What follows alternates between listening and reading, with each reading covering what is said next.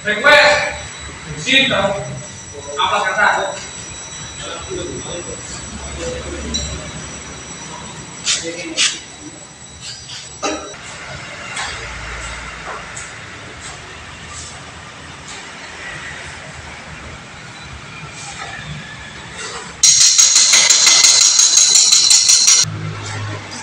Yo, bukannya ngono ya.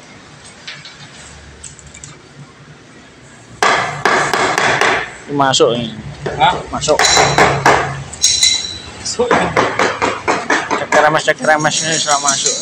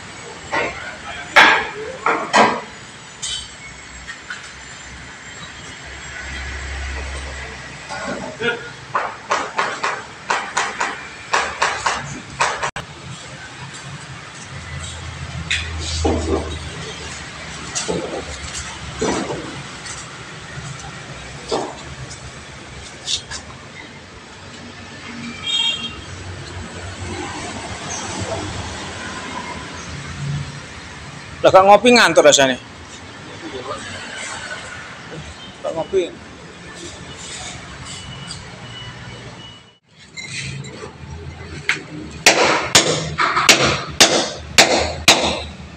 Pasang floor drain.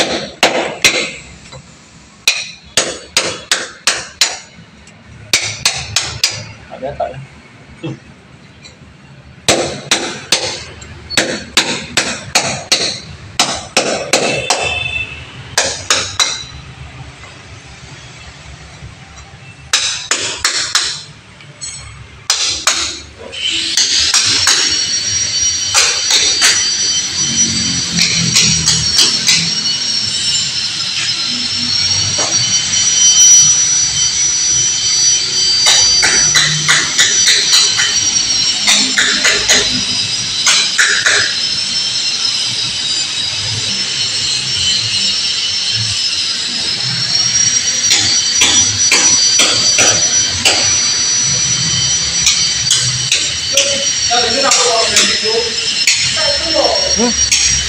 Bensin.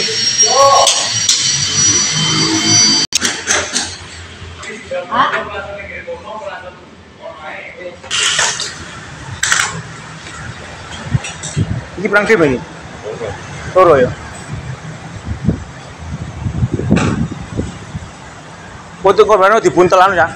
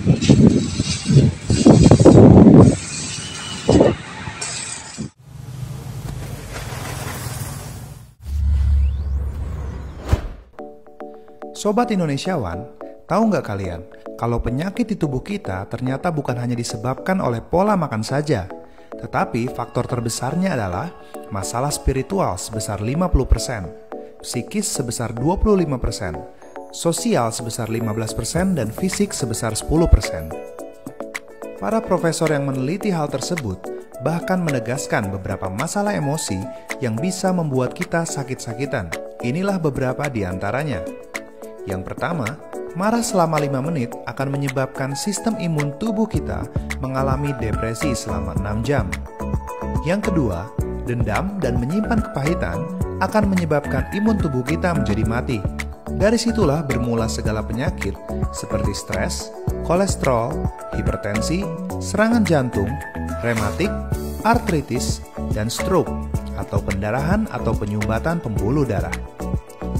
Yang ketiga, jika kita sering membiarkan diri kita stres, maka kita sering mengalami gangguan pencernaan. Yang keempat, jika kita sering merasa khawatir, maka kita mudah terkena penyakit nyeri punggung. Yang kelima, jika kita mudah tersinggung, maka kita akan cenderung terkena penyakit insomnia atau sulit tidur. Jika kita sering mengalami kebingungan, maka kita akan terkena gangguan tulang belakang bagian bawah. Yang ketujuh, jika kita sering membiarkan diri kita merasa takut yang berlebihan, maka kita akan mudah terkena penyakit ginjal. Yang kedelapan, jika kita suka negative thinking, maka kita akan mudah terkena dispepsia atau penyakit sulit mencerna. Yang kesembilan, jika kita mudah emosi atau cenderung pemarah, maka kita dapat rentan terhadap penyakit hepatitis. Jadi, Sobat Indonesiawan, ternyata untuk hidup sehat itu simple banget. Cukup kondisikan hati kita senang dan gembira. Ingat kata pepatah, hati yang gembira adalah obat.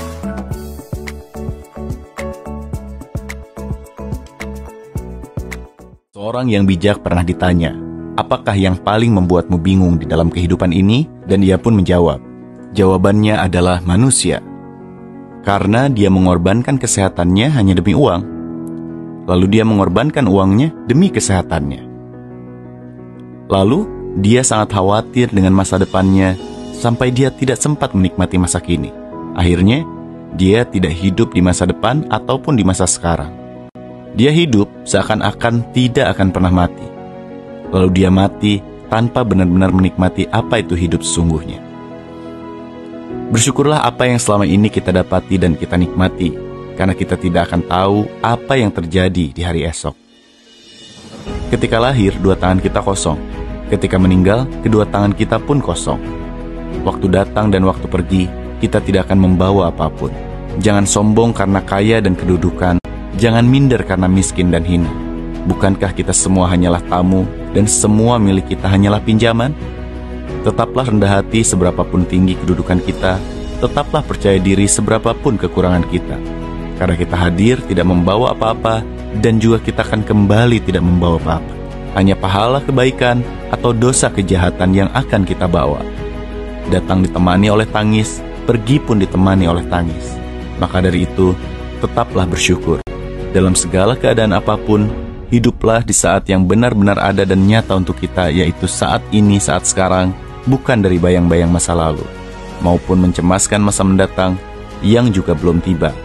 Pemenang kehidupan adalah mereka yang tetap sejuk di tempat yang panas, tetap manis di tempat yang pahit, tetap merasa kecil walaupun telah menjadi besar, serta tetap tenang di tengah badai yang paling hebat sekalipun.